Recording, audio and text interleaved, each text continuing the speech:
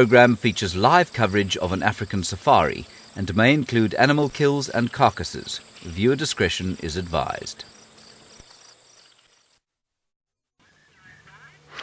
It is a warm afternoon in the African bush. A few clouds around us at the moment. Welcome. This is Safari Live. Ready.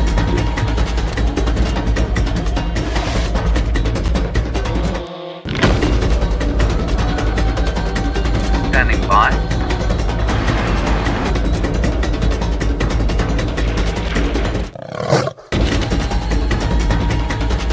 Five, 4, 3, 2, 1. You are live, you are live.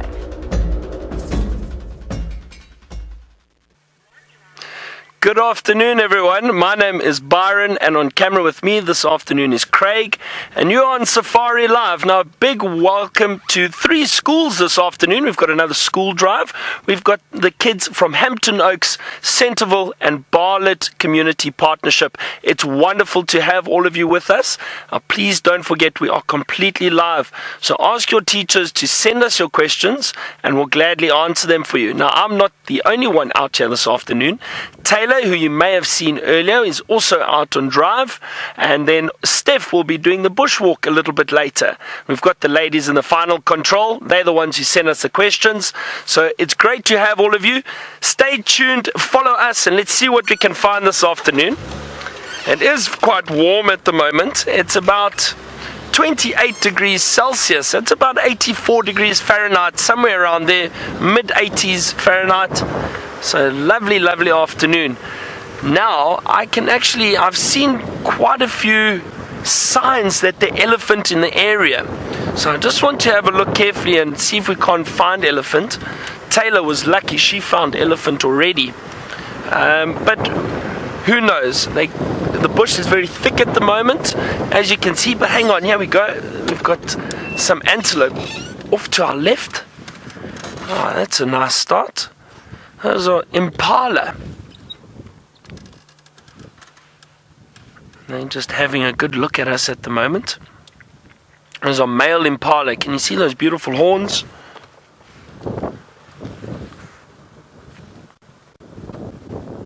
And there's a hornbill. Look at that. That hornbill's eating an insect. Do you see that? Oh, great. Look at that. It looks like it's caught a grasshopper. Oh, there we go. Wonderful. Now that is a yellow-billed hornbill, and they do feed on insects, clearly. So what might actually happen is, there we go. Let's see if it caught another one. It looks like it's found a little spot there with a lot of insects. Now what that might be is possibly some dung from animals, maybe the elephant that we're looking for. And the reason I say that is because the insects will often go and feed on the dung from these animals, and especially the large elephant, and then the birds will go and catch those insects and feed on them. That was very interesting to see.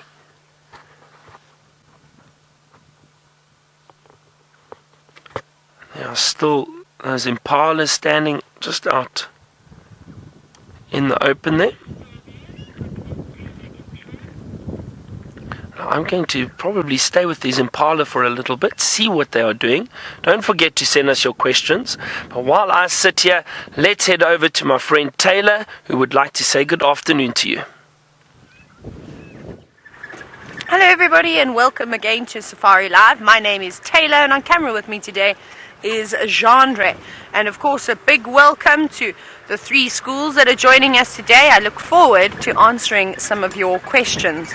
Now, we're on a very bumpy road at the moment, heading towards a place called Cheetah Plains, which is another area that we can drive around on, and it is known for big open grasslands. And when you find big open grasslands, you can find things like cheetah, buffalo, elephants, lots of different types of birds, wildebeest, zebra, and hopefully we're going to find some of those animals for you this afternoon. Maybe even if we stop past a big dam a little bit later, we might see some hippopotamus and some really cool African fish eagles.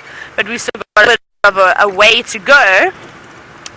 So what we're going to do is we're going to send you across to Stef now, who's walking around on foot while to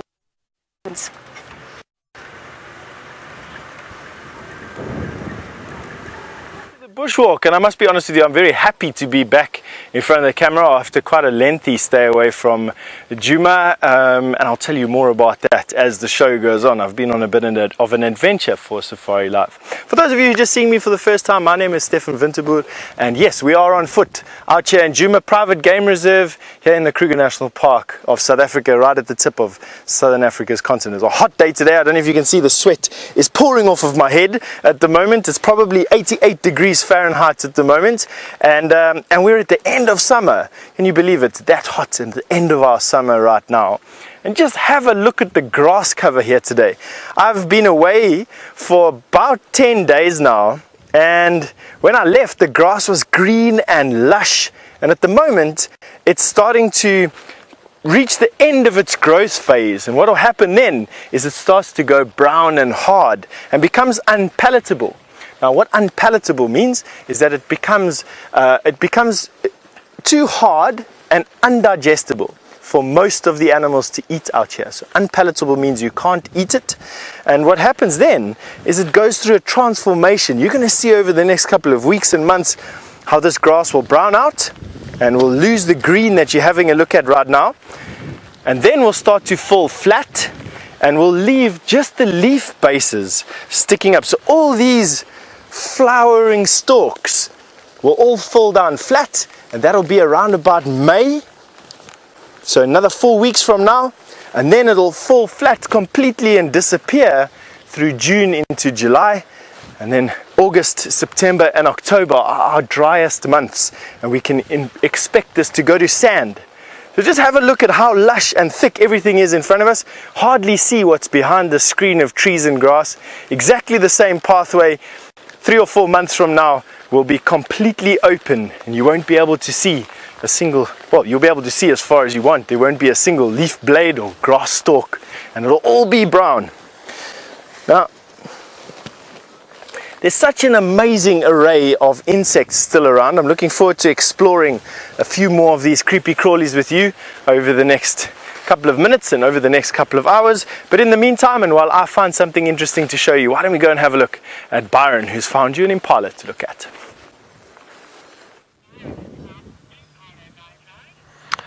We have indeed, Stef. We're still sitting with these beautiful male impala, and this one is actually enjoying the shade.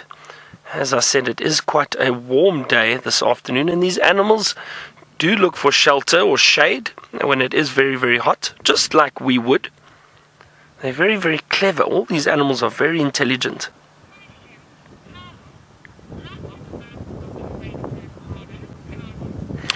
Carlos, so those little birds that we saw feeding on those insects earlier are not afraid of the impala because the impala wouldn't do anything to the birds. The thing is, actually, the impala might help the birds, and you may have seen a little bird flying into that bush very close to that impala on the left at the moment. Other left, Craig. There's a fork-tailed drongo in there, and why I say they help is because when the impala walk through the grass, and all animals do this actually, and when the impala walk through the grass, or they're feeding on the grass or the trees, they disturb little insects, and as those insects fly, those little birds will try and catch them.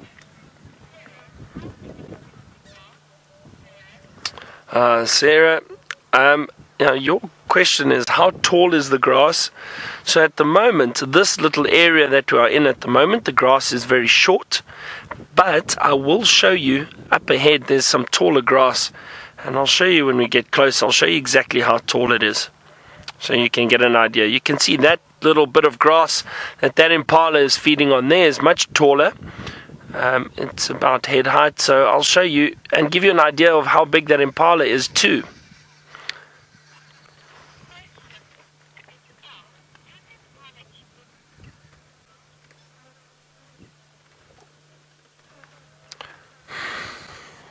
Isabel, the impala don't eat the hornbills. The impala, like all the antelope that we have here, they are only herbivores, which means they only eat grass or plant material. Now, the impala are actually what we call mixed feeders. That means they will feed on the grass and some of the leaves off the trees, depending on the time of year. Some other antelope will either choose, they will only eat the leaves off the trees, or they will feed on the grass. So it all depends, but the impala are mixed feeders, so they will feed on both, but they definitely don't eat the birds, and that's why the birds are very happy flying around them, trying to catch the insects. Lovely to see the impala.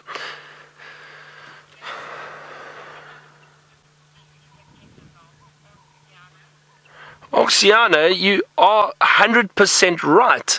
There are different species of animals that do get along. Now, I've used the name antelope a lot. Now, an antelope are all some of you might think are deer. We don't have deer in Africa, but all these antelope species, there are many different types of them, and they do get along very, very well because they all feed on the same food. They all like grass or leaves of trees, so they will move through areas together. And also what they can do is alert each other if there are any predators around. If there's any danger, they will alarm call and warn one another. So it's actually good for some of these animals to hang around in the same areas. Animals like lions and leopards, they don't. They stick to themselves.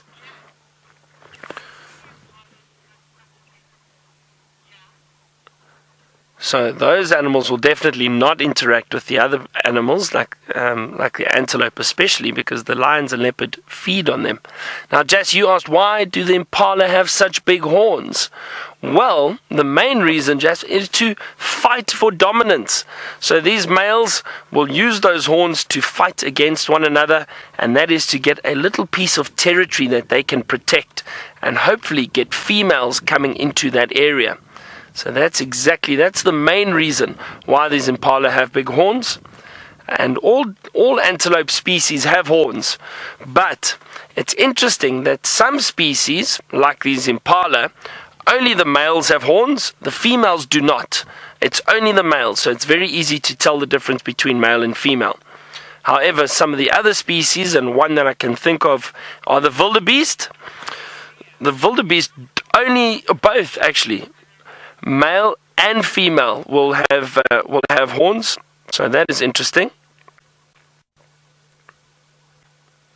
So it depends on the species of antelope. Valeria, you asked how long can these antlers get? Well, they're not antlers, they are horns. The difference between horns and antlers is that the horns grow throughout the lifetime of the antelope. They don't lose them. Whereas with antlers, they are found on deer, and the deer actually lose those antlers every year, and then they grow back again the next year. And with the antelope, they don't lose them. Now, the length of these horns, that one on the right, that is as long as they get. That is a full-grown set of horns. Those are actually very, very big for an impala. Beautiful set of horns. And I'll show you exactly if that impala was standing next to me. Valeria, these horns would probably be about this long. You see where my hand is down here? About that long. So it's quite a long set of horns for the impala. But other antelope have much longer horns, like the kudu. They've got these beautiful spiral horns which twist and curl, and they get very, very long, much longer, almost probably about that long, maybe even longer. So it's wonderful to see them though. These impala do fight on occasion, and there's a specific time of year actually when they do fight. And that is when the males are looking for females, and that's about April, May, so very soon, and already we've seen the males starting to fight, and that is the time of year that they fight most. So you'll probably see them, if you join us again at some point later in the month, or into April, you'll probably see these impala fighting a lot.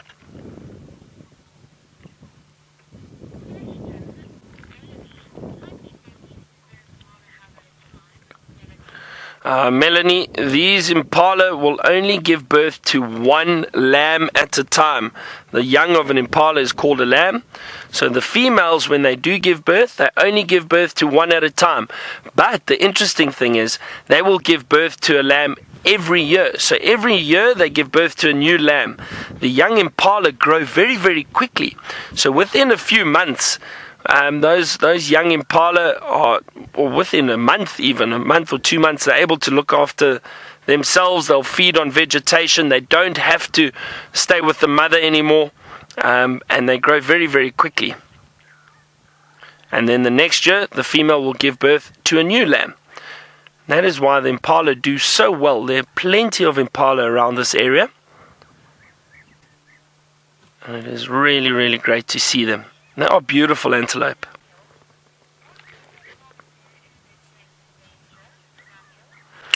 So, Daniel, if the impala sense danger, they will snort. It's a very strange sound. I can't do it very well. I'll try. It's a something like that. It's a very loud snort. It's actually like a nasal snort. Sounds like it's coming from their nose. They blow air out of their nose and they make a loud sound, and that snort, basically it alarms all the other impala around them, so everybody is alert. They know there's danger around, and all they do then is they will run away. They are very, very fast and very agile. They can jump incredibly well, so they'll run away from any danger.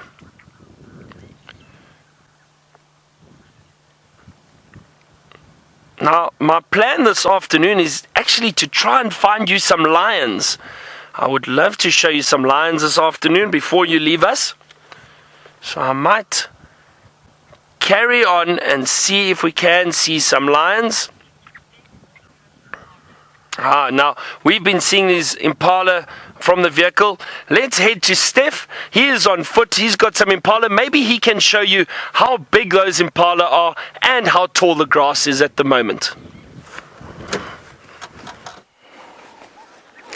Talking about Impala, we're on Impala Plains. It's a place that we don't come to very often on walk because it's not that interesting except for this time of the year, and we've got the herd of Impala that lives on Impala Plains right there. Now, we can't get too close to this herd. This is not the same as the herd of Impala that live on quarantine clearings, which is just outside our camp. This is the next large herd of Impala. They live here on Impala Plains, and one of the reasons why well, for me at least anyway, why I think herds of impala are so important to keep tabs on is because they like the local supermarket. All the leopard and lion in the area, wild dog and cheetah, will be coming to the supermarket in the hopes that they can pick off one of these impala for their lunch or supper or breakfast. Now, I personally think that if you keep tabs on where the impala move and how they move under different conditions, it'll make finding the predators that much easier. I think that predators in this area are clever enough to know that where each impala is at each given time, or each impala herd is at any given time of the day and night, and I think they actively hunt these impala. Bombshell the impala come back to the open areas. It's where they feel safe, and at night time, and then from there they bombshell them again, and that's what I think happens here anyway. Now, Caitlin, you were impressed with the impala. You were asking questions about the impala. I'm glad that we got to show you some of these impala. Let's see if we can get you another view here. They're busy watching us. Now, Caitlin, you were also wondering in that, what are the predators of the impala? Caitlin, almost everything eats impala. Big snakes, pythons eat impala. Big eagles, martial eagle and crowned eagle eat impala.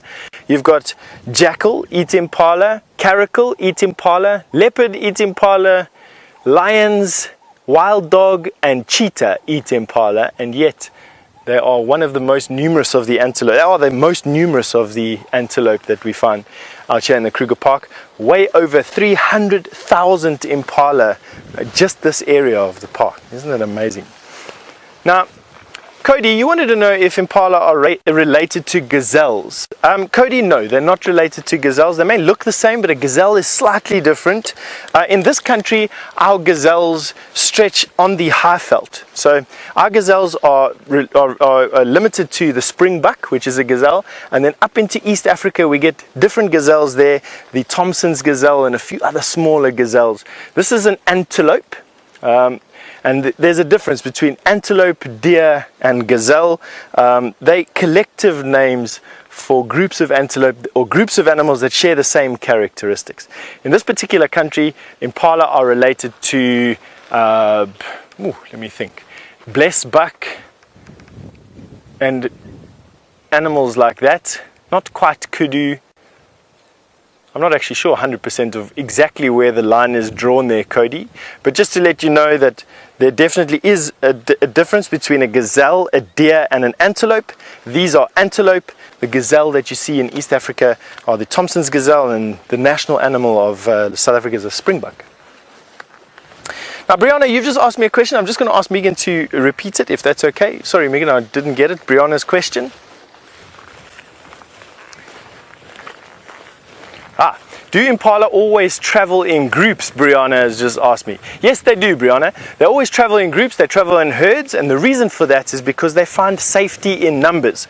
More eyes and more ears are what keep impala safe, and because of that, they're actually quite good at not being eaten, believe it or not. They have the same, I suppose, the same mentality that swarms of birds would have, or swarms of insects, flocks of birds, schools of fish, and that what they try and do as much as possible is actually stay in the center of all the animals, and that allows them not to be seen and picked off by the predators on the outside. So impala will always sort of move amongst one another, move in one another, try and move to get to the center.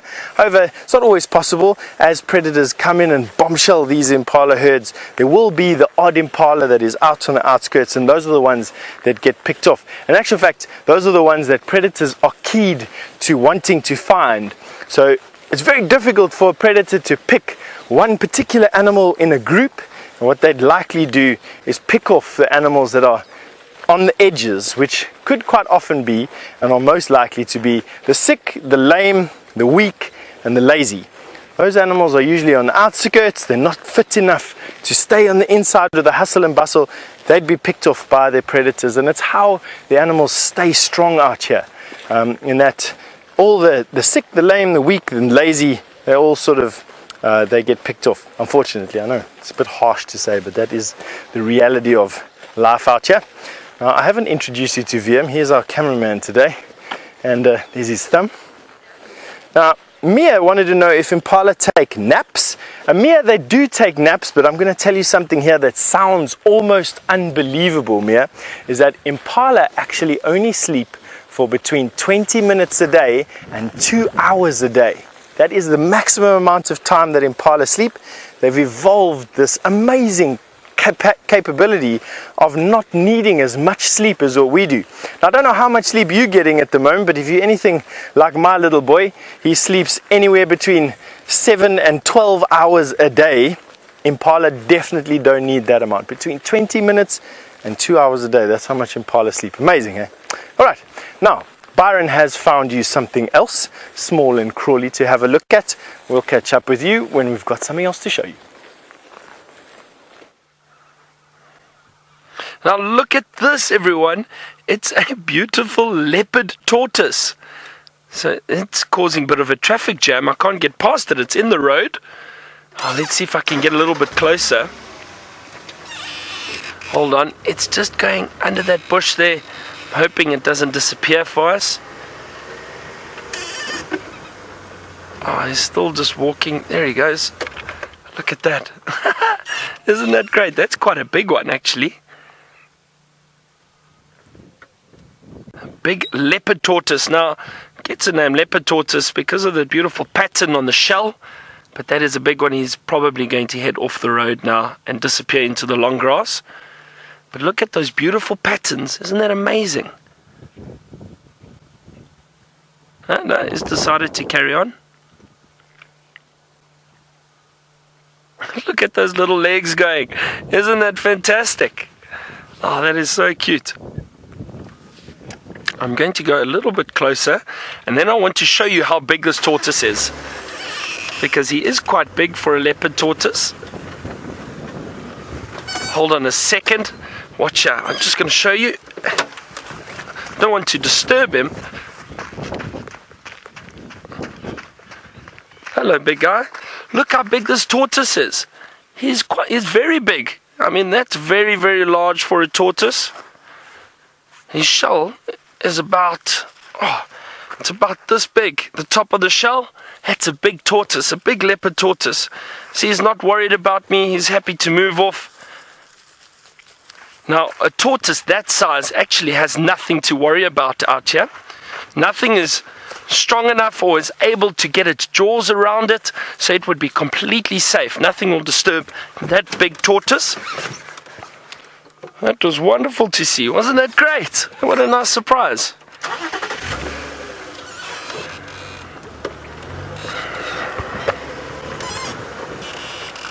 So, Gianna, these tortoises purely feed on plant material, grasses and different plants that they find along the way.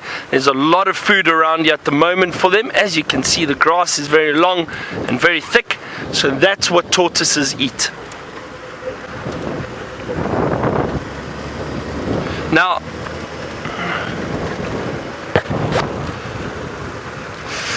Sarah, you were asking again why it's called a leopard tortoise. So just as I was trying to show that beautiful pattern on the shell, and it's called a leopard tortoise because I think the people thought that the pattern resembled the beautiful markings of a leopard a little bit, and that is why it's called the leopard tortoise. Not necessarily because it resembles the markings, but because it also has a beautiful pattern. It's got a wonderful pattern over the shell. Or carapace. The shell of a tortoise is known as a carapace.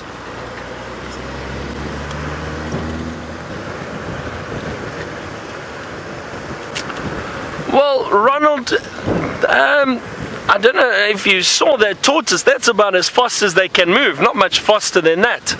So, pretty slow, I suppose, if you think about it. But the speed that he was walking at, that's exactly how fast they move. And you saw how quickly he did disappear off the road, and he went into the grass, probably to go and look for some food, and then he moved off. So they can move quite quickly if they want to, but it's not nearly as quick as anything else out here.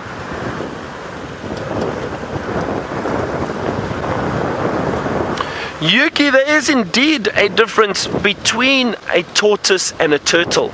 Now, we don't have. Okay. Let me first describe it like this.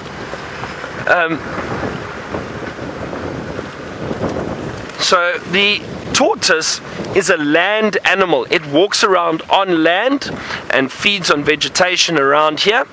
The turtles live in the sea or in the ocean, and that's where you find turtles, or in water. Let's call it in water.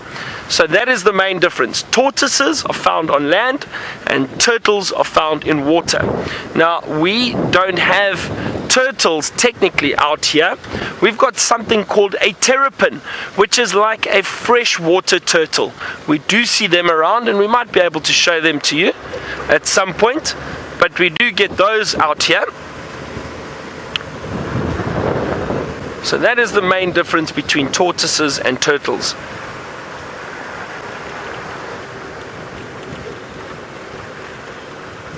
No, Mia, the tortoise won't bite me, not at all. The tortoises are not aggressive animals. Oh wow, look here. There's a lot going on. We've just come to an airstrip, very open area. But how great is this? We've got a family of warthogs. There they are. So Mia, no, the tortoises aren't aggressive. They won't bite me. But look at that. Oh, it's all happening now. I'm trying to get into that area where those lions were this morning. I'm hoping they're still around there. I do think we will be able to find them. But there is a lot going on here. It's wonderful to see these warthogs. Look at them feeding on the grass. That's the big mother, the female, and then the little piglets around her.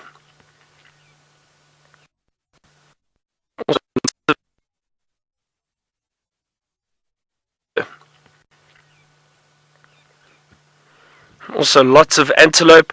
Now this goes back to the question we had earlier, do animal species get along? And you can see the Impala are here, the Warthogs are here, there are lots of birds on the ground.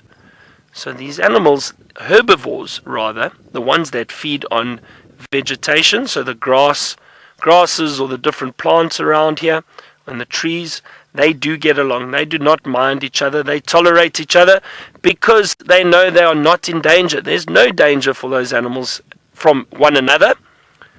And also, it's a nice open clearing, so they can see if any danger is coming. If there's anything like lions or cheetah or leopard, they would be able to see them from very far away, and they will be very, very safe. They can run away quickly before those animals get to them.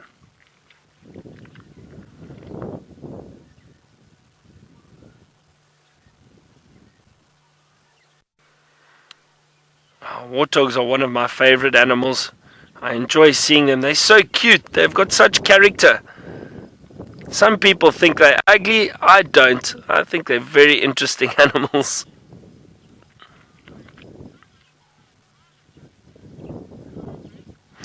Now, common, those Impala can live to, it's hard to say the age. I think it's somewhere between, I think 6 and 8 years, maybe a bit longer, if I'm not mistaken. It's hard to say, you know. For Impala out here, I think very few of them reach a full lifespan because there are a lot of predators, and the older they get, it makes it easier for the predators to hunt them. So, but I think it's about that common. I'm not sure that, because you know it's difficult for us to actually see how long these Impala live. There's so many of them, so I've never seen one from birth right up to adulthood. But I think it's around maybe 8 years, 10 years old, somewhere around there. But isn't this a beautiful scene? Lovely to see so many animals out in the open.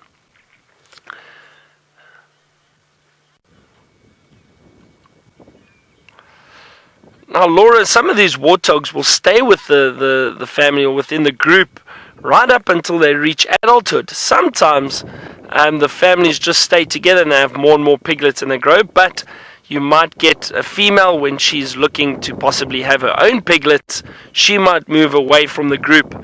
But sometimes the little families, generally you always see families of warthogs together. Unless it's a big male, then he might be by himself. Now, I think I'm not too far from that area where those lions were.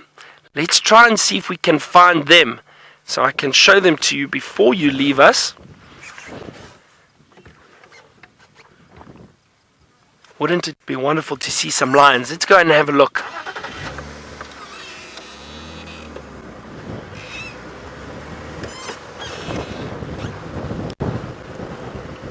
So Sarah, those warthogs, just give me a second. Go ahead, Ryan. Copy that. I've just got to the airstrip. I'll see you shortly. Thank you.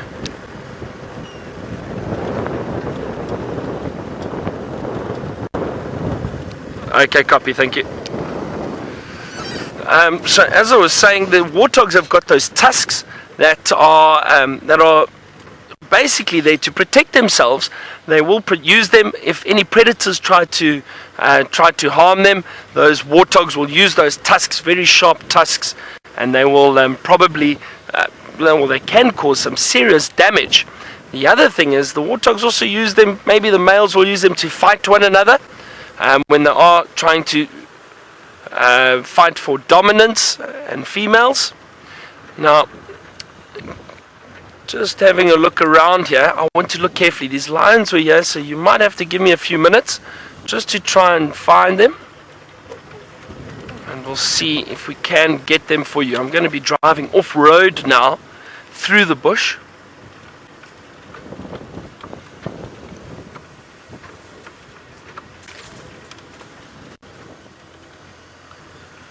Now, while I look for these lions, let's head back to Stef on Bushwalk and see if he manages to find something interesting for you. We're also busy off-roading, but not to find lions, hopefully. Just to find something else interesting to show you. And that is west, obviously, with the sun setting in the western part of the sky. And we are on an open plain that come with me. That little bird that you may have just seen flap into the distance there was a quail. And we do find quails here. They're tiny little birds that are about as big as my fist. If you put your two fists together, that's how big a quail is. And they come late summer, they come and visit us here to eat grass seeds that are busy falling off of the grasses. And then they leave again. They fly all the way across Africa, lengthways into Europe. I want your teacher to show you how a little bird as big as your fist, or as big as two fists, flies the length of Africa. And take your finger, put it at the top of Africa and at the bottom of Africa, and then put your fingers on America on the same map, and you'll see how massive a distance it is to travel for a tiny little bird that eats only grass seeds and is as big as your fist. So try that just now or tomorrow. Take a map, put it flat on the ground, take your fingers or a ruler and put it on the length of Africa, and then put it onto North America and Canada and see how far these birds fly. And they're as big as your one fist, and all they do is eat grass seeds. It goes to show. You must eat your breakfast or whole grain foods or whatever it is that everyone keeps on saying you must eat. Now, Christian, you wanted to know, why do some people walk out here? Christian, people have been exploring Africa on foot. In actual fact, people have been exploring most of the world on foot before they managed to tame horses and before cars came. It's just such a wonderful way of exploring your natural environment. You plugged in, I'm part of the food chain here, it's exciting, and of course I get to stick my head into any place, any nook and cranny that I have an interest in on that particular walk. I get to explore. So it's just a very nice way, it's a way to be very close to nature, is exploring it on foot. You've also asked, am I scared? No, but I've been doing this for the last 18 years, so I'm not scared anymore. I do get nervous, of course. Animals are big and they're scary over here, so I do get nervous. But it's all about being careful and having respect. Nothing out here wants to just run out and eat you and squash you and throw you into the top of the tree without first being provoked to do so. And so, as long as you have respect for the size of the animals over here, and we realize that this is their home, then we can coexist quite comfortably, even with things as terrifying as lions and leopards and hippopotamus and buffalo and elephant. It's not to say that we don't get into trouble sometimes, and there have been very many scary moments in my career, but to be honest with you, I think I've been pretty blessed, and we've been quite lucky. We haven't had any really close calls, although I need to run over and touch some wood to be thankful for that. So we'll give one of my favorite trees a big hug to be thankful for that. This is a peltiforum tree and is a very good tree to hug. It's a nice soft tree to hug. Yes. Alrighty. Now we are going to send you over to Taylor. She has found something fascinating to show you, and we'll catch up later. We've been searching and searching for all sorts of animals far and wide, but we haven't really been able to find one until now. And it is very, very camouflaged, as you may or may not see. But as we go closer and closer, you'll realize that that is not a piece of wood. It is an animal called a terrapin. Now, for those of you that are not sure what a terrapin is, here in South Africa we get terrapins, we get turtles, and we get tortoises. And you've already seen a tortoise with Byron, so they live on land, and I'm sure he would have told you. Now you're seeing a different one, which is called a terrapin. They live mainly in water, though they also come out on land. They have claws with webbing between their toes as well. So the tortoise doesn't have any webbing between their toes. And then a turtle, for us here in South Africa, lives in the ocean, and it has flippers. It doesn't have any claws at all. So how cool is that? Now, I think it may have been eating something when we arrived, but now it is performing the freeze motion, and it's a very, very basic way for animals to try and conceal themselves when they think that they've been spotted by a predator. And I think it knows that we're watching it, but it has got all the grasses on its back. Now, Cameron, you're wondering what is the best place to find animals. Cameron, it depends, really. It's, for instance, for something like a terrapin or for birding, this little marsh system over here is actually really, really good. And you could get Impala coming to drink from down here. You might find spiders sitting on top of the water, lots of frogs. So it depends. And then, if you want to see zebras or wildebeest or buffalo, you've got to look for areas where there's good grazing. So that, of course, all depends on the types of food that the animals are eating. It's actually quite interesting because if you think about it, you have to start right down below the surface of the grass. You've got to go down to the soils. And certain soils are better than others and promote fertile grasses or plants. And from there, you'll get different types of grass species that grow in certain types of soil types, which will then attract various mammals and reptiles and birds and things like that, and then whatever eats those things will be the predators that will follow as well. Now let's have another look at this terrapin. It's still there. Now, Sophia, you're wondering what they eat. These guys eat a variety of different things. They're mainly insectivores, so you often see them snatching up insects that are sitting on the top of the water. And my favorite thing to watch, Sophia, is when you have an animal like a buffalo or even a rhinoceros that's sitting in a muddy pond like this to keep nice and cool. And those animals have got lots and lots of ticks on them.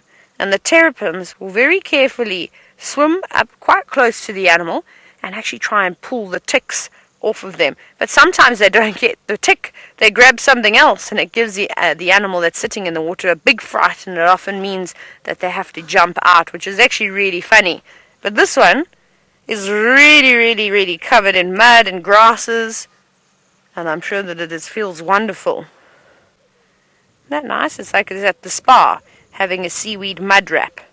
But they're very good swimmers, and normally you see them out of the water, sitting on maybe a sandy bank, or quite close to a watering hole, just getting all the heat. So tortoises and terrapins, unfortunately, they're not able to generate their own heat.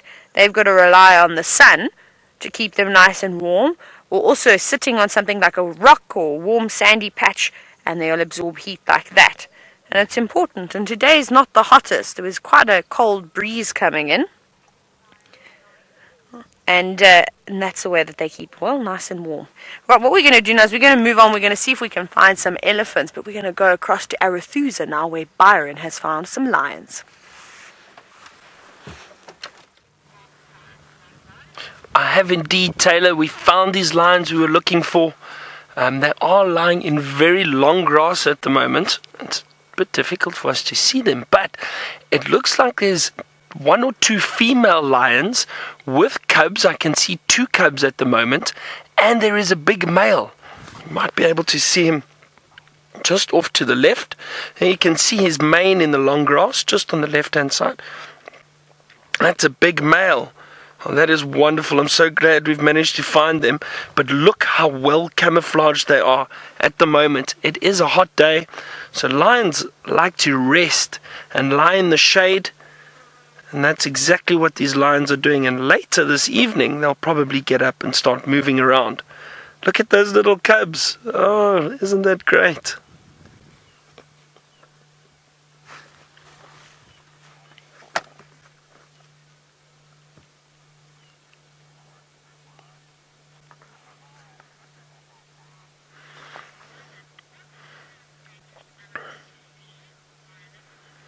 Brennan, I don't think it's fair to say that the animals are dangerous. You know, all animals, I think, if they feel threatened or if they are in danger, can potentially be dangerous. But look, you know, if you had to bump into a lion in the bush, usually they would probably choose to run away from you rather than attack you.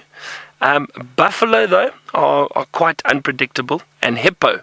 In my opinion, those two are probably the ones that are the most unpredictable and the ones that we have to look out for, I would say, all the time, especially when we're walking. So someone like Stef, who's walking around at the moment, he'll be looking for those types of animals.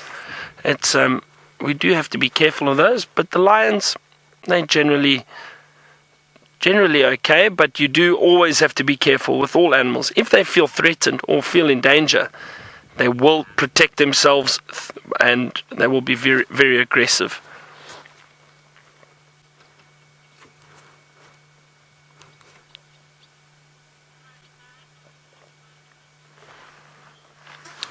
Alright, so all the kids from Hampton Oaks, Centerville and Bartlett Community Partnership, thank you so much for joining us this afternoon. Hope you've all enjoyed it. We're going to say goodbye to you now, and the rest of the show is going to continue.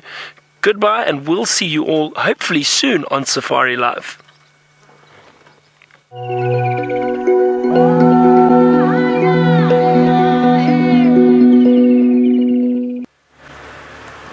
Welcome back, everybody. Of course, hopefully we're going to find some interesting things now. Very exciting that Byron has indeed found those lions, so that'll be something to look forward to. Not sure what they're doing. Hopefully they're not really sleeping. So what I think, I just want to check something very quickly. I keep thinking I'm seeing cheetah tracks, but sadly I'm not. It's hyena tracks. They've been quite busy around here. Actually don't see too much hyena activity here on Cheetah Plains. I don't think I've ever seen a hyena here. But I did want to remind you of the time change that we will be doing on the 1st of April. We're basically moving half an hour earlier for the sunset safari. So we'll be starting sunset safaris at 3:30 to 6:30 Central African time. And then for the mornings we'll be going half an hour later. So we'll be starting game drive for the sunrise safari at 6 o'clock, and we'll be ending at 9 o'clock Central African time. Of course, that is in the morning, just in case, but we will be putting out a blog about it relatively soon, so keep your eyes on the lookout for that. So I'm just going to quickly check 3 in a row pan, just to see if there is anything happening here, and if there's nothing happening here, we'll turn back and go along Central, and then we'll possibly go towards the Chitwa Dam, maybe check the open area, the airstrips. It's very, very quiet out here. I didn't realize how windy it was. It's very sheltered around Djuma. And this is, of course, a live interactive safari. If you have just joined us, you're more than welcome to ask us questions about anything out here. And you can hashtag Safari Live on Twitter. That is the best way to get hold of us. These pans are so quiet. Not even Mr. and Mrs. Blacksmith Lapwing are here today. You can see beautiful water though. Now, as we drive along, I'm actually going to turn around quickly. I think we can go, let's go up Central. Debbie, you were wondering about hibernation and if there are any animals that will hibernate during winter in this area. Actually, there aren't. So not hibernation like, for instance, that bears will do. It doesn't quite get cold enough here, so animals sort of estivate. They do temporary periods of hibernation. For instance, you'll find tortoises, they'll go into burrows, into termite mounds, or they'll dig their own little burrow to go into in the ground. And on those really chilly mornings, because tortoises, for example, most reptiles aren't really active in temperatures lower than 21 degrees Celsius. It's actually quite a high temperature. And in winter, where the chill that we get in the wind, it often feels a lot colder than what it is. So you don't see too many things active, and so they estivate. And then when you get a hot day, because winter's beautiful out here, sometimes after the morning chill disappears, the days are really beautiful and quite warm. It's definitely not uncommon to see a tortoise or something moving around a little bit. A lot of the frogs do it too. Same thing, African bullfrogs. They do very much the same thing. But there's many different animals out here that do that sort of temporary hibernation period. But finally, we've just picked up on some very fresh elephant tracks. Hopefully we're going to find them soon.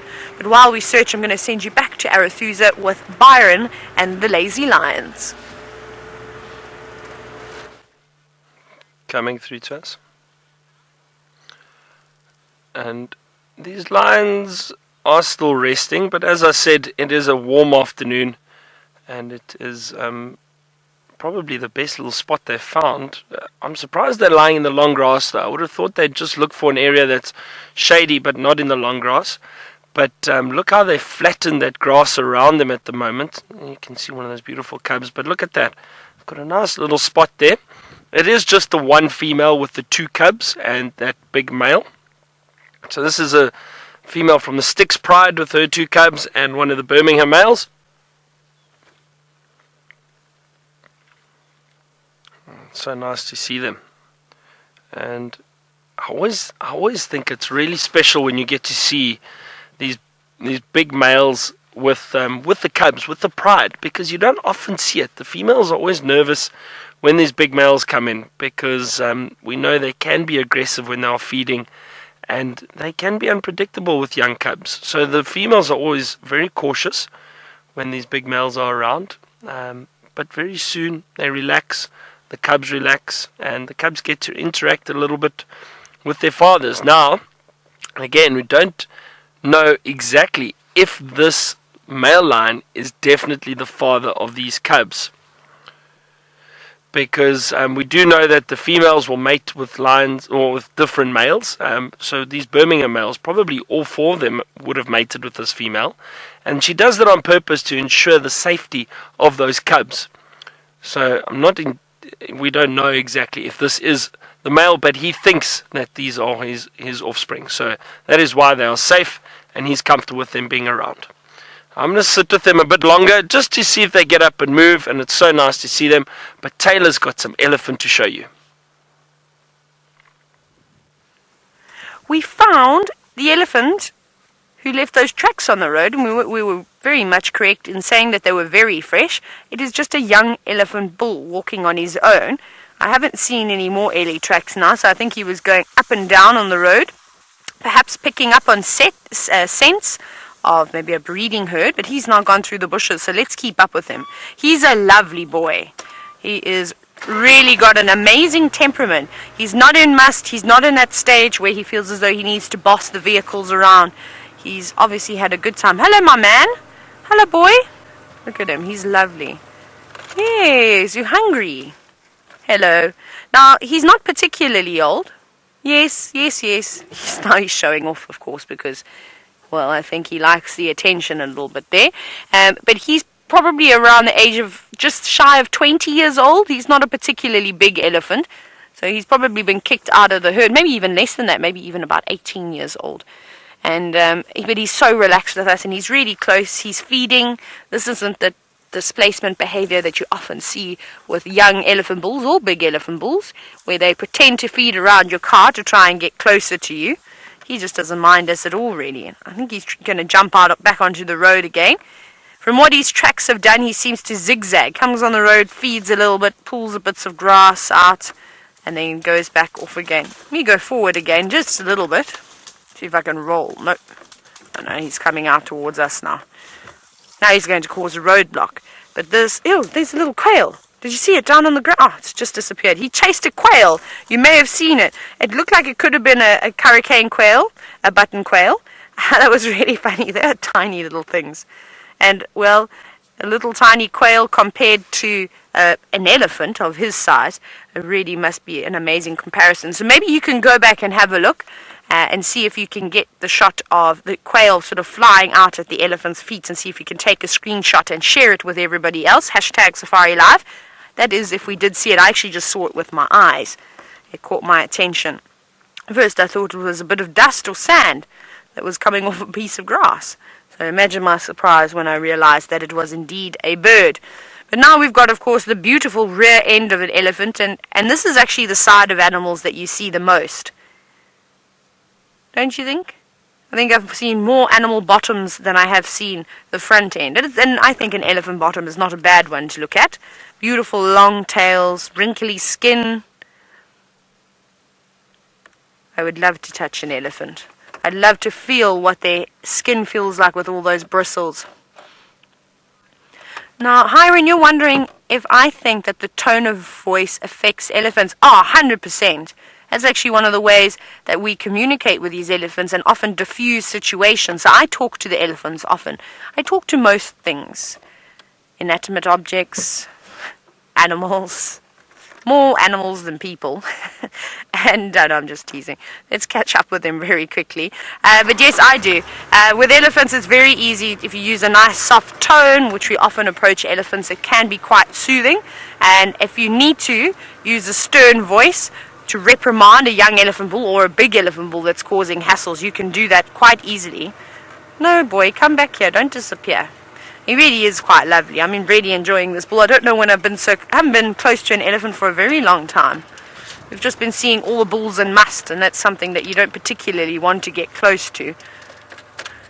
And of course, breeding herds are wonderful. Sometimes the little ones come up and investigate, which is always quite fun. But I think you have the most fun when it's a one-on-one experience with an elephant bull and your car. They are always curious of the vehicles. But there he goes, walking off through the bush willows. Look how easily he pushes through those trees too. And with that thick skin, if he does walk through something a little bit hardier and with a couple more spikes than a bush willow, that really won't bother him too much at all with that thick skin. And there he goes, hiding behind one bush willow. Can you believe that? And off he goes. It's amazing how they're able to disappear in this vegetation. And what we're going to do is maybe we'll find some more elephants down the way, but let's go to Bushwalk with Stef, Rex and VM. It is actually amazing how elephants disappear into the brushwork, especially this time of the year. But talking about Ellies, we've got some elephant dung here with something fascinating happening on it. Here's some drop-tail ants, which are carnivorous.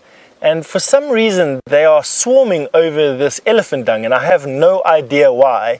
I'm going to try and figure that out and try and puzzle it out with you. So why don't we open it where the majority of these ants are. They're on the inside here, and see if there's something in here that we can see. So the ants are pervasive throughout the dung. I see a bit of insect activity here and here. I don't know what these ants are busy doing. Nothing's evident. There's one carrying another ant. So they are preying, it looks like, on ants. Could they be here for the moisture? Look here. They've all of a sudden decided to attack this grass stalk here. I had that in my mouth now, so I don't think they're doing it because of my saliva on it. So they're not attacking it. They're trying to bite it. So I am, as of yet, undecided as to why these ants are swarming over this dung. I mean, it would seem that they are here for some prey, perhaps moisture.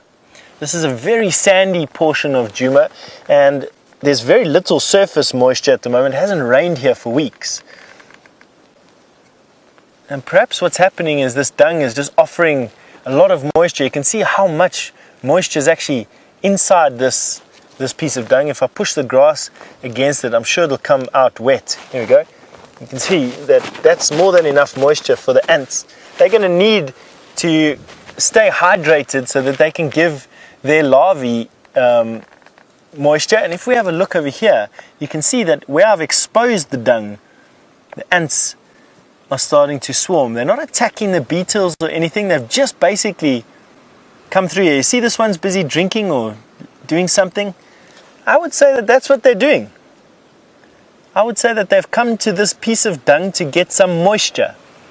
What we could do, of course, is follow them back to their holes, and I think let's do that and see if they're carrying anything off with them. So if they were hunting this piece of dung, perhaps a further bit of evidence would be lying in their trail. So let's go off here. I see that the majority of them have moved off in this direction.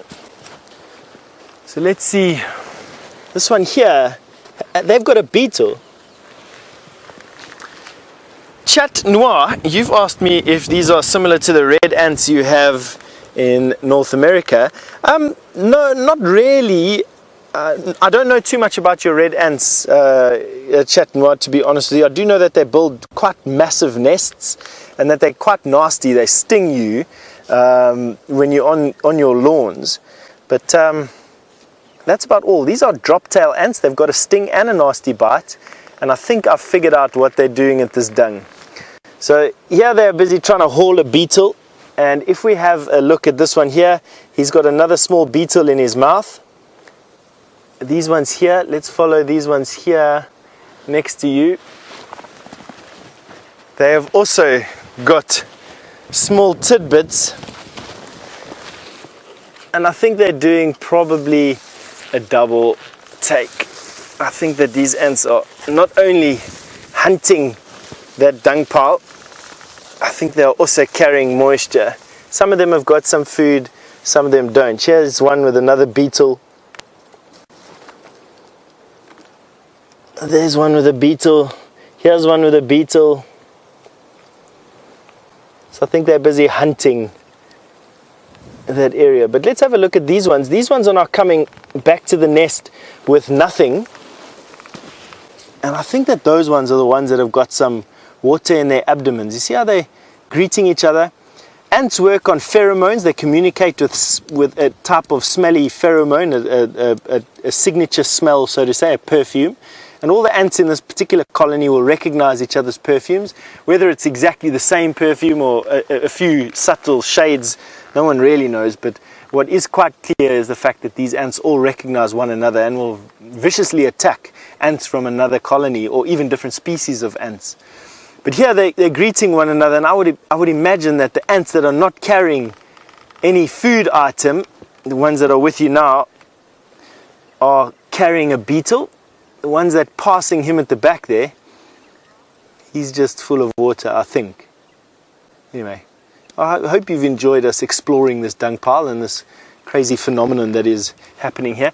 So conclusively, I think they're just hunting this elephant dung. They just happen to be close to the nest. That's what I think, and getting some water in the process. All right, I'm going to send you over to Taylor, who's managed to find a giraffe. Well, Megan, I don't know if you copied me earlier. I don't think I can move because I'm in a very, very bad spot. I'm right at the paddock. Not the paddock, I call it the paddock all the time. It's the helicopter road. So I don't know if I can actually go anywhere to see this giraffe, but I shall try.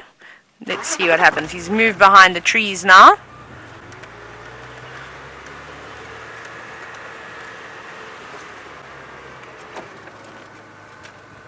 Let's see.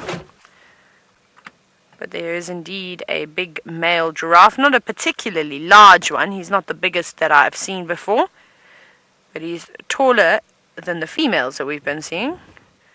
And he is just munching on a buffalo thorn this afternoon, which is quite lovely.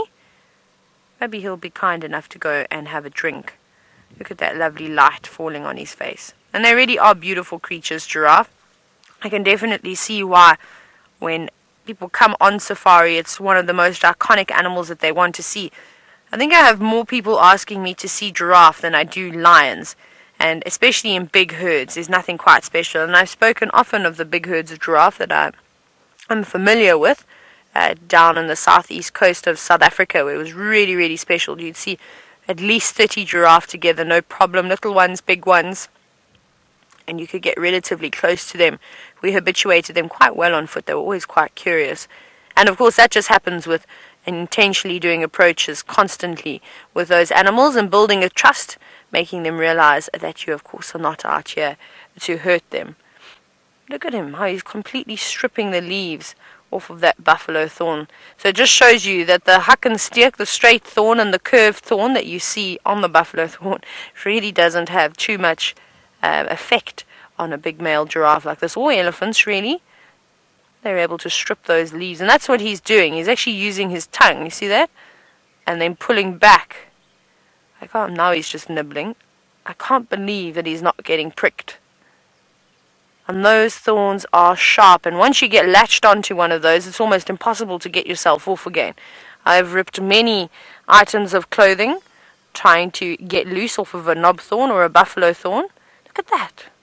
That is just absolutely amazing how he does that.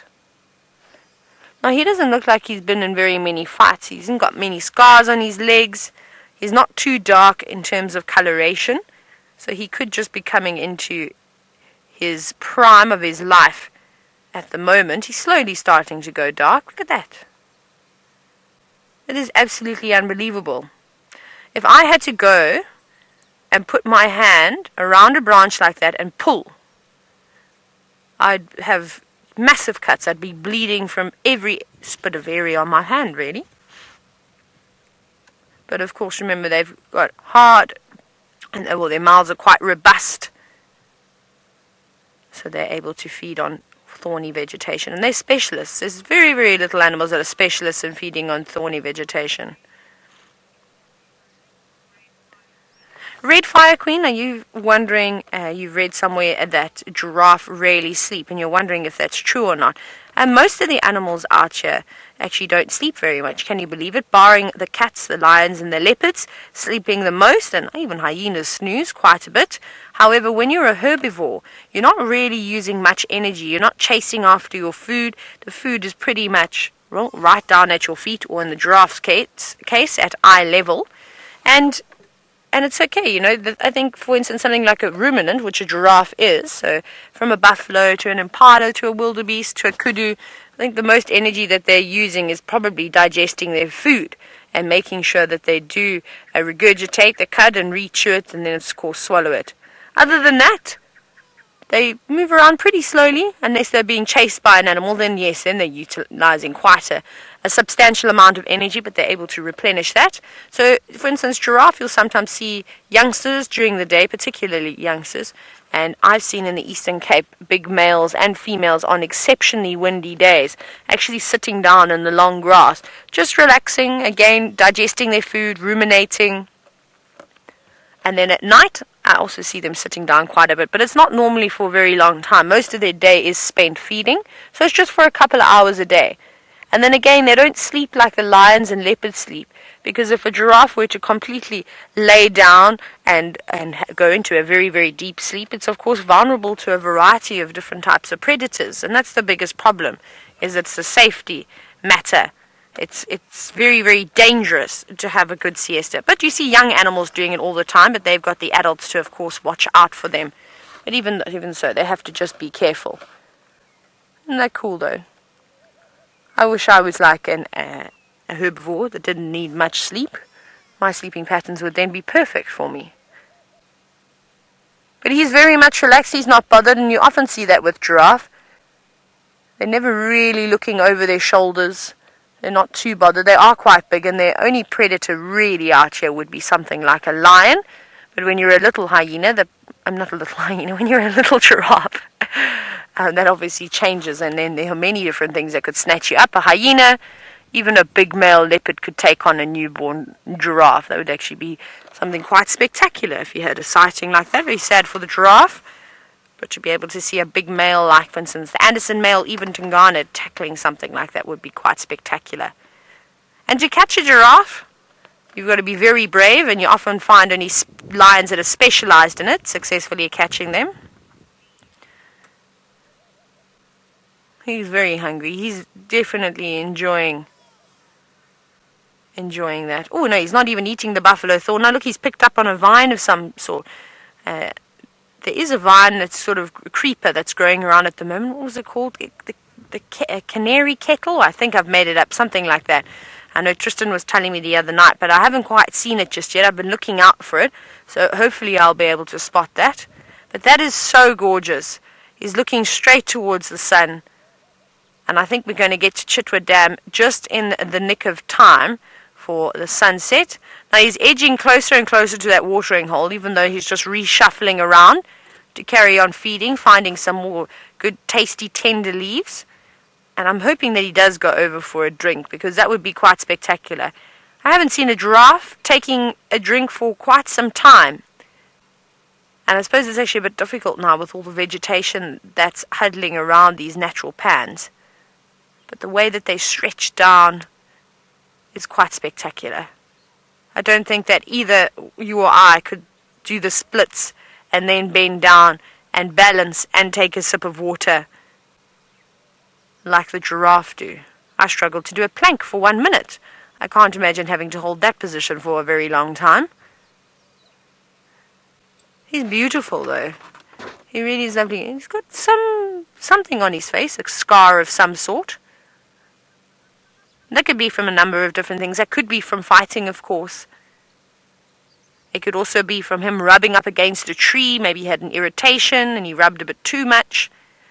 and it caused a big scab. That's also quite common in animals. Isn't that absolutely gorgeous? He's a pretty boy. He's not very big though. He's still got quite a bit of growing to do. You can see sort of around his shoulders and his neck and his hindquarters. He hasn't quite muscled up like some of the big dominant bulls are looking like at the moment.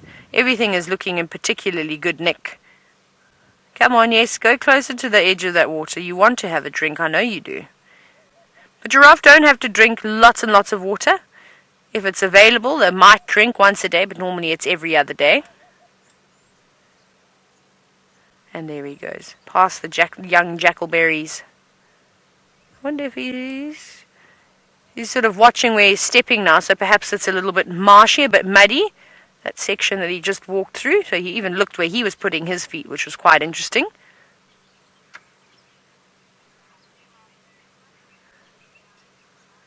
Oh, we're so fortunate. Luckily we're seeing a variety of game now. But he's about to disappear, and I want to shoot across to the Chitwa Dam.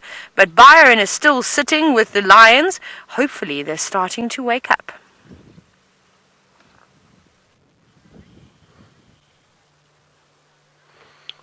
So they are still resting completely. They're lying in this long grass. Now, earlier I said there's just the lioness, the two cubs, and the big male. But there is another lioness here. I just saw some movement. And it's in that long grass. Let's see if you can see her. Look how well camouflaged she is. There she is. Lying in the grass.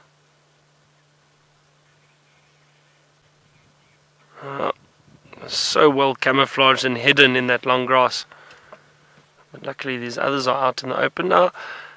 It's been a very, very warm day. And also, I can't remember when last these lions ate. I know they had a warthog kill 2 days ago or so, but not sure if they've managed to get anything else in them since then.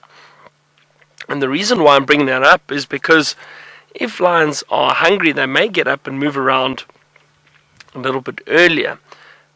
There is a nice cool breeze at the moment. The temperature has dropped, so there is a possibility they could wake up and move around earlier and possibly head out into the open.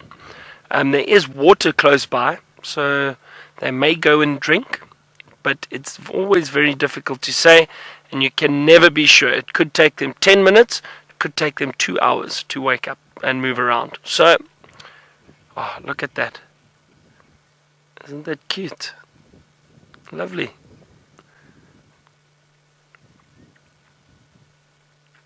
Now, even though, and I always say this, even though these lions look like they are fast asleep, they are still very, very alert and very aware of what is around them.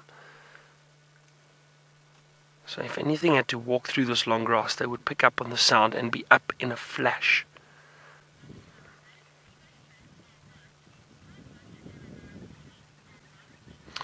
Armand, that's a difficult question to answer, and I'll tell you why. Lions, it depends on the time of year. So in summer they can probably sleep a lot longer, so probably up to 20 hours a day maybe. Lions can rest, especially if they have full bellies. They can rest and sleep for that amount of time. Otherwise, they could potentially, in winter it might be a lot less, 16 hours a day maybe. During the most part of the day when the sun is up, the lions tend to rest a lot. But yeah, it's difficult. It all depends. It's another vehicle coming in. I just want to show them exactly where to go, and then they might get a better view. So they can also see these wonderful lions and the cubs. I think they'll get a nice view from that side. It's always nice to just give everyone a hand so that they're able to all see these animals.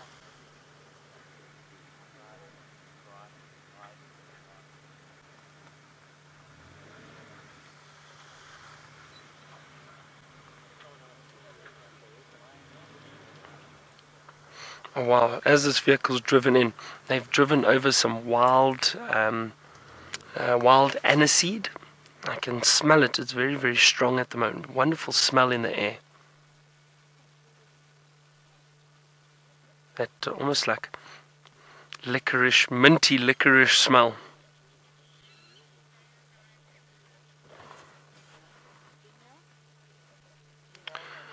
So Reese, no, the male lions, the length of fur on a male and female will probably be the same over their entire body, but the males then obviously have that long fur, that mane around the neck and head that you can see through there.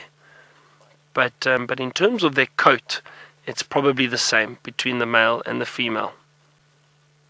If you look at that male and have a look at the female, the lioness over there, see, it's the same. She's probably got a bit more fur around her belly area, perhaps. But generally, the entire body, the fur, is about the same length. Now, I'm going to leave these lions. They are resting. We've had a lovely view of them. I'm going to give everyone else a chance to come in and see them. We may try and return later. Let's head back to Stef and get an update from him on his walk. How wonderful is that shot of the grass blowing in the wind. We're definitely not lying down like Byron's lions are lying down. We are walking around over here, although I must say it's been a very, very pleasant afternoon. For those of you who can remember this far back, this, when I started, was the hyena den that was active at that particular time. This was the hyenas. We watched a whole bunch of cubs come out of these holes, and I remember this being completely open. We used to sit and watch the hyenas from that gap over there, and you can see it's almost completely rehabilitated now. Just over 2 years, 2 years and a month, not even, just less than 2 years in actual fact. Just less than 2 years ago, this place was a hive of activity with some young hyena, and now hasn't done much. What is growing over here is quite interesting. I quite enjoy this grass. This is one of Mother Nature's marvels for me. This is a grass called spear grass that is very good at colonizing open patches of ground, and it does that by having a very detailed or sophisticated seed. So this is the one seed. I'm going to throw the rest away.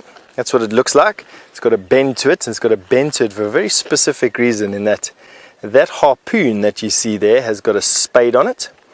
And if you look very carefully, you can see the hairs on that particular grass all face backwards. That is the harpoon and anchor and drill of that seed. So this whole grass seed is a delivery system for the seed at the top there. Now I'll take the seed off so that you can see what the seed looks like.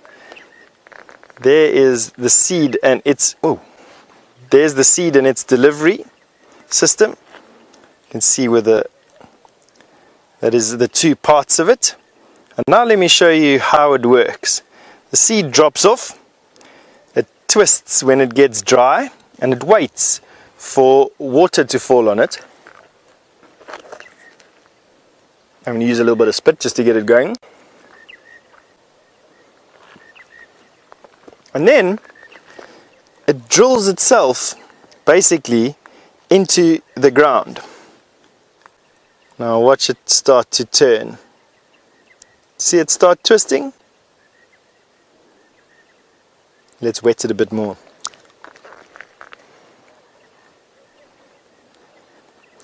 Sometimes they're a bit slow.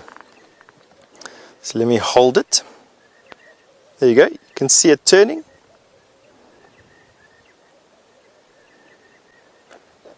And that's not my finger turning it, I promise. That's the seed busy unwinding. And it uses that motion to then drill the seed into the floor, and that's how it plants its seed in open patches of ground. Interesting, eh?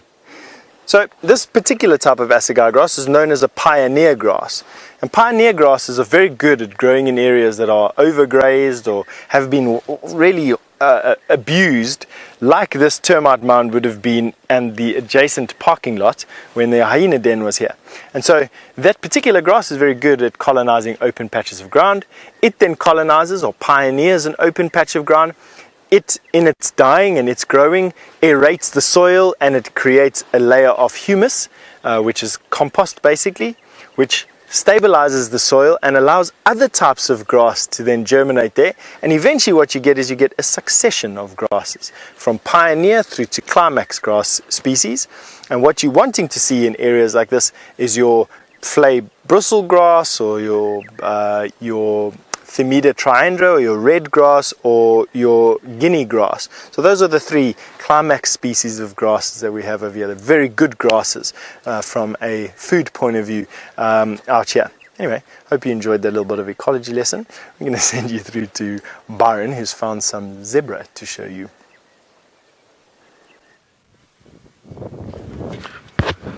So we have found some zebra on the airstrip, the nice open airstrip, and we saw earlier there was some warthog, impala. So it's nice to come and check these clearings. There's always a lot of animals around here. And especially it's so nice to see zebra. We don't often see the zebra. Well, actually, we don't often see them around Vuyatela. Now and then we do. They pop in and out, but they do enjoy the clearings. Nice grass for them to feed on around here. So there's impala, the zebra. There's also a wildebeest out here. I'll show you that just now. Oh, there we go. Just off to the left.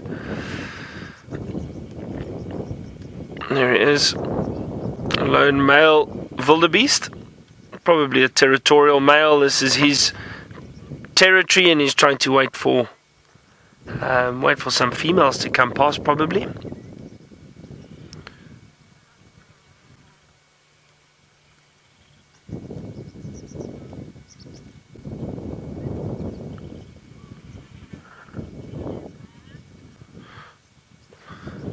It's nice to see all these different animals out in the open.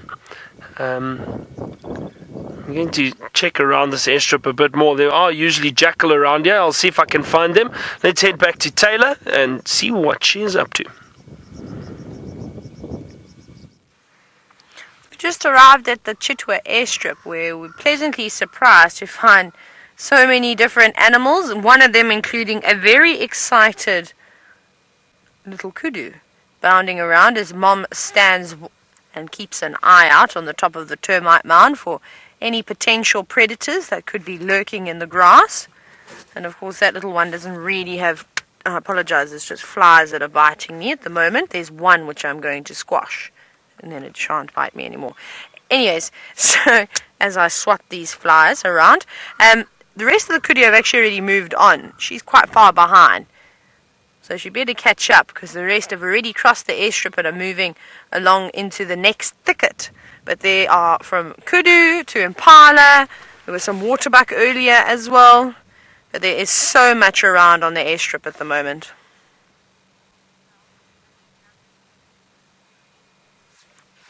Isn't that beautiful?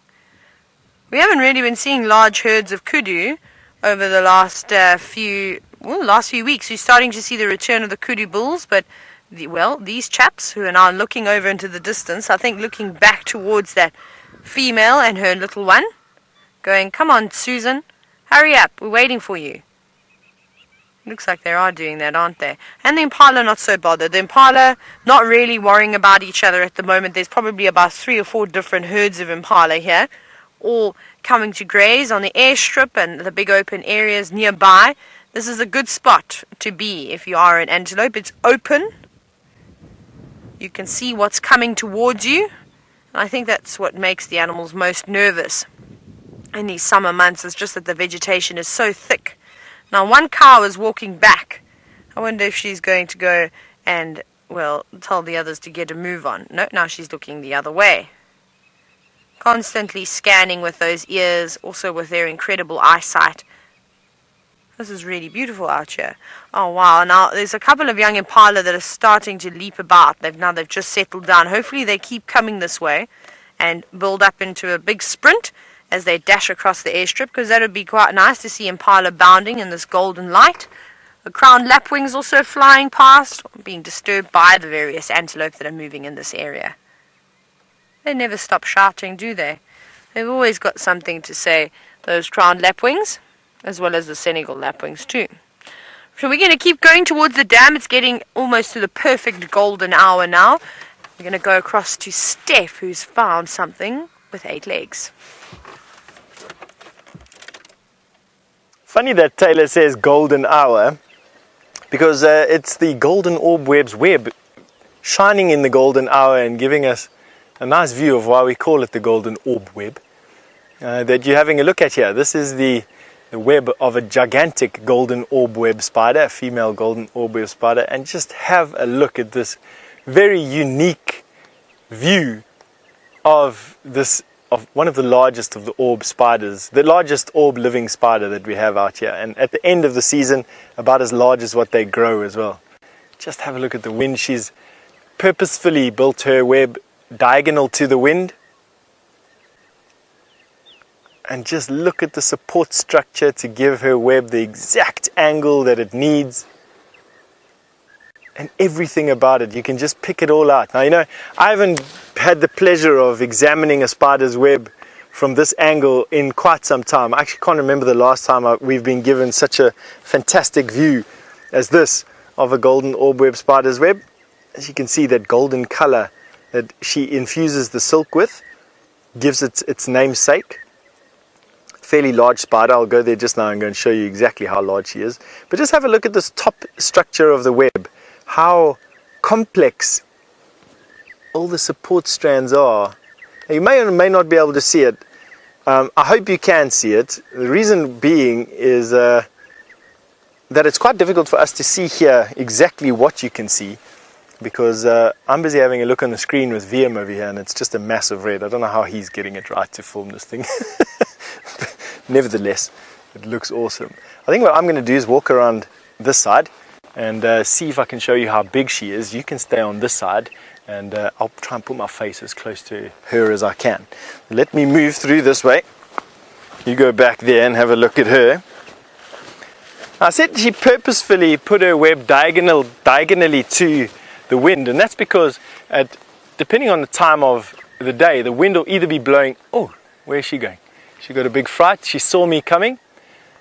Now, she'd be very sensitive to big movements like that, because she wouldn't want to get caught out by a buffalo or by an elephant and have an unwanted ride away from her web. So she'd move like that, and she does that purposefully so that she could startle something big to walk around her web. To give you an idea of how big she is, I'm going to put my hand behind her. She's easily as big as my hand. I don't want to touch her. You can see there, she's enormous. Now, David from Napa Valley wanted to know if the males make webs. David, let me show you a male. There's one here. They are about 100 times smaller than the females are. At the top of the web, there's a male. There's actually 2 males at the top there. That is a fully grown male golden orb web spider. They do not make webs to catch food in, David. What they do is all spiders make silk, and they'll use that silk to climb, to build small shelters for themselves, they even, in males' cases, they even build sacks to specially house sperm to put into the females. The males will produce silk specifically to hold sperm. But they don't build these intricate webs that you see here. That is exclusively the job of the female spider. And I just heard another absolutely amazing fact the other day, well, actually yesterday. One of our directors said that there was a study recently done where 2 scientists weighed the total amount of spiders on Earth, and it came to 25 million tons. And they ate roughly between 600 million tons and 800 million tons of food per annum. To give you an example of how much that is in context, human beings on the planet, roughly 7.5 billion of us, consume about the same weight of chicken, fish and beef on the planet. So spiders eat the equivalent amount of insects as we eat food on the planet, human beings. And if we had to take the weight of food that represents, it is many times over what the biomass of humans are on the planet. So just put that into context, spiders eat many times the mass of all the human beings on this planet every single year. Shows you what a benefit spiders like this are in reducing insect numbers, in particular flies. Flies form a very important part, thankfully, of this spider's diet and many other spiders' diet as well. Very high in protein and a very good food source for these spiders. Isn't she just absolutely beautiful? Now, Jemima, you wanted to know how large an area this web covers. Jemima, to give you an example, it starts here on this bush and is taller than I am with my arms stretched out. Now, at the top of my head, I'm 6 foot tall. It's just over 6 foot in actual fact. So to the top of my hand is probably 7.5 foot.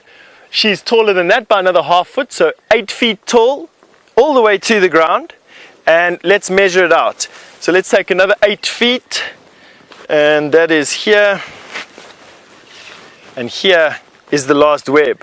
So I would say not quite 16 feet. I would go 9 feet by 8 feet and easily another 6 feet wide. That's the volume. So you can work out the total volume there, 9 feet by 8 feet by 6 feet wide. Of course, it doesn't fill that entire volume, but there are webs everywhere here. That is the block of space that this particular spider has filled with her web. And isn't that absolutely fantastic? So, awesome. All right. Now, this spider will be able to catch birds, but I doubt it will be able to catch a bird the size that Byron's busy having a look at right now. Now off you go. See you just now.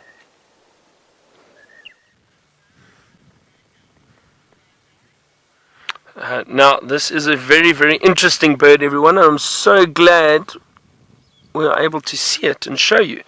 I saw them out on the airstrip the other day, and I made a mistake.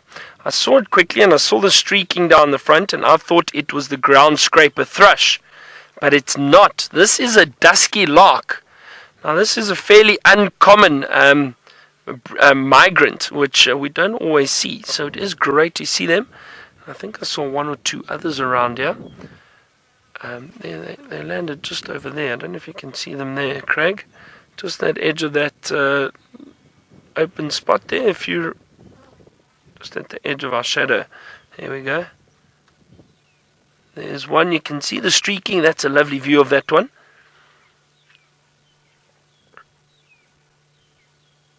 No, so this is this is the dusky lark. So some of you, I almost got it wrong again, the dusky lark, some of you haven't seen it before. One of the viewers actually said to me, they got a screenshot of it and said, just double check, and I did indeed, and it is the dusky lark. It's not the ground scraper thrush, although they do look very similar, and they are occasionally confused. The only difference is, or not the only, but the main difference is the dusky lark has shorter legs and also a shorter beak, and there's a bit of orange in the ground scraper thrush beak. But the general markings on the body is very, very similar, with that streaking down the chest. It is great to see it. Those are nice.